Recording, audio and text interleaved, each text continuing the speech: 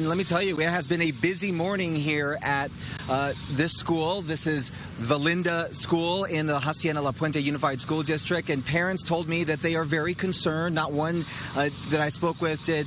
They all said that they were concerned, but yet they are still bringing their kids to campus. I'll show you what they had to say in just a moment. But we should tell you that the Hacienda La Puente Unified School District was the first in the San Gabriel Valley to welcome back its staff and its students just last week. And as you said, 8 out of the 32 schools in the district has had a positive test. The notices went out yesterday. They did recommend anyone who is exposed to quarantine. So here's the list of schools. A quarter of the schools in the district, including Valinda here in La Puente, Los Altos, Newton Middle School, Mesa Robles, La Salette, Sparks, Queese, and Workman Elementary.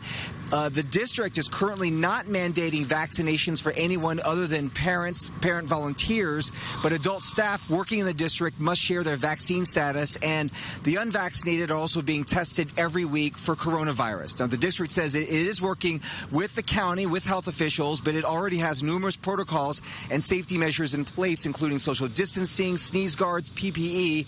Everyone is required to wear masks indoors, and remote learning is still an option. And because of relatively low numbers of students vaccinated, officials did expect to see some cases. They tell us that they are not overly alarmed, but after receiving word of positive tests, parents tell us they are weighing in on whether it's a good idea to bring their kids back in person. Listen. I thought about my child. He's already diabetic, so it puts him more at risk, but he does love coming to school. The whole break, it was just not good. No sports, no school, no friends. Only child. So his first day, he had so much fun, and so I wouldn't want them to go back on Zoom. Distance learning. I think that's the best thing.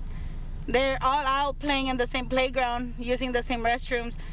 Tell me, how are you gonna social distance 36 kids in a classroom? Yeah. How can they do that? Yeah. That's impossible. But you're still bringing your kid to school. I have no other choice. Yeah. That last mother says she has childcare issues, so she has to bring her kids to school. And you have to wonder if this is a sign of things to come for other school districts that are reopening. As I said, Hacienda La Puente is the first in the San Gabriel Valley, but due to start this week, Baldwin Park, Pomona, San Marino, and South Pasadena.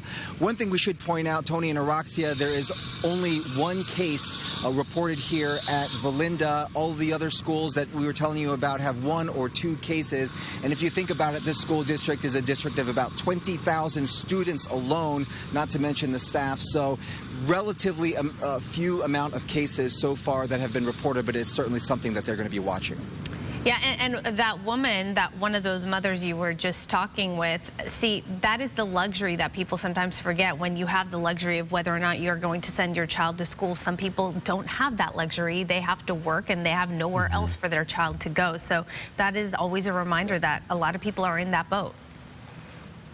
Yep, they've resumed their lives. She's back to work. She's back in the office, and they depend on these schools for childcare. And so, she didn't have a choice. Her only other choice is to go into something called like independent learning, where they put them in a different class, but you're still basically taking them to school, so they're still here. Yeah. Yeah, it's another reminder that we may all be in the same ocean, but we're not all in the same boat. Yeah, exactly. All right, Bob, thank you.